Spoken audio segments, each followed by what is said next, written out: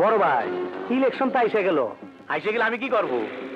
আমার তো দল থেকে তাড়া দিছে, আমাকে নমিনেশন দিবি না নে? আরে আমি দাঁড়াবো। নমিনেশন নমিনেশন না দিলে স্বতন্ত্র দাঁড়াবো। না দাঁড়াইলে 10-12 জন ক্যান্ডিডেটে কম পক্ষে 80-90 লক্ষ টাকা চাঁদা দিতে হইব। নিজে যদি দাঁড়ায় যায় তাইলে কেউ তো চাঁদা চাইতে পারবো না। টাকা পয়সা অত খরচ হইব না। বাতিজা আছে, ভাই আছে। জি আঙ্কেল, 5 লাখ টাকা দিবেন, চিটাগাং যাবো, লেটেস্ট মাল নিয়ে আসবো, ইলেকশন চাপা। তাইলে বড় ভাই অনুমতি দিলেন তাইলে আমারে? হয় খারায় যাও, টাকা পয়সা খরচ করে হতে পারলি খরচা পোষায় নিতে হবে 1 মাসের মধ্যে। বাবা, তোর দূরে যাইতে হবে না।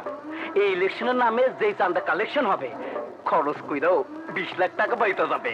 শোনো, এই হচ্ছে রাজকীয় ব্যবসা, আমি তো করতে পারলাম না, আমার তো সারা তাড়া দিল।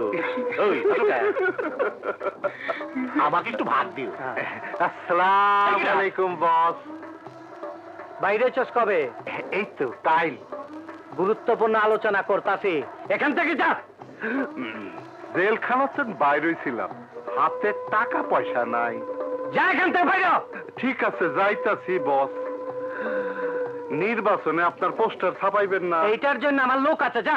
না, আমার কাছে আপনার একটা ছবি আছে তো, ওই ছবি দিয়ে আমি একটা পোস্টার ছাপাবো। এই দাঁড়া, এদিকে আয়। বুঝছি তোর সাথে একটা মিলমিশ না করলে আমার হবে না। আয়, গন্ডগোল মিটিয়ে ফেলাই, বুকে বুক মিলাই। আয়, আয়, আয়।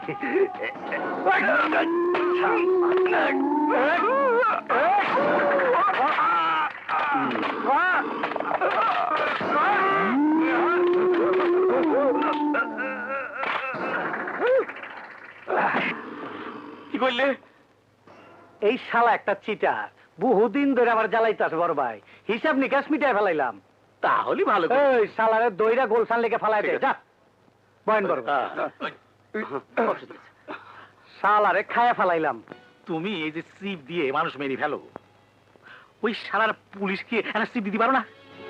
তুমি কি ভুলে গেলে তোমার বাপরে কবর দিতে দেয়নি?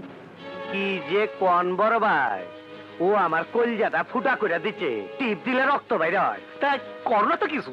বলি নাই বড় ভাই, আমার বাপের লাশ ময়লার গাড়িতে পাঠাইছে, সেই গাড়িটার আমি খুঁজতাছি, সন্ধান পাইছি। ওই গাড়িতে আমার বাপের লাশ পাঠাইছিল, আমি ওর বাপের লাশ ওই গাড়িতে পাঠাই দেবো।